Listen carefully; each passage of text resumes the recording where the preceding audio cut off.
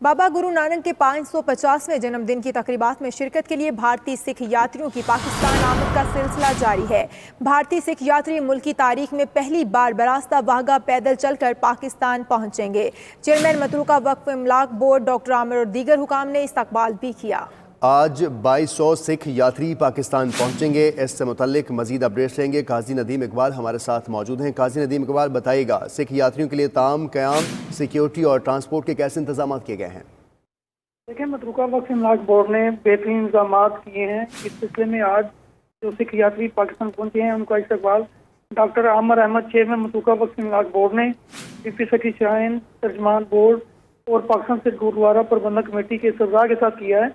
इस वक्त 2 जत्थे पाकिस्तान पहुंचे हैं, दोनों भारत के बड़े जत्थे हैं। श्रोमणी गुरुद्वारा प्रबंधक कमेटी का जत्था सरदार गुरमीत सिंह, जबकि दिल्ली गुरुद्वारा मैनेजमेंट कमेटी का जत्था सरदार पुरजीत सिंह की सरबराही में पहुंचा है। आज मजमूई तौर पर 2200 के करीब सिख यात्री पाकिस्तान पहुंच रहे हैं।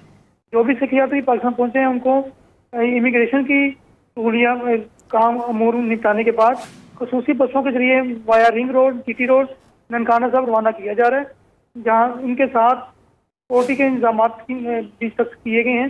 सिख यात्रियों के पाकिस्तान में क़याम के दौरान उनका तमाम क़याम, सिक्योरिटी, ट्रांसपोर्ट और मेडिकल की सहूलियत उनको मुफ्त फराहम की जाएंगी। 9 नवंबर को सिख यात्री करतारपुर राहदारी में शरीक होंगे, जिसका इफ्तिताह वज़ीर-ए-आज़म पाकिस्तान इमरान खान ने करना है। यहाँ ये बात बताना, बाबा गुरु नानक के 550वें जन्मदिन की तकरीबात में शिरकत के लिए भारतीय सिख यात्रियों की पाकिस्तान आमद का सिलसिला जारी है। बेहतरीन इंतजाम किए गए हैं। काजी नदीम इकबाल, इस मुतल्लिक आपने अपडेट किया, आपका शुक्रिया।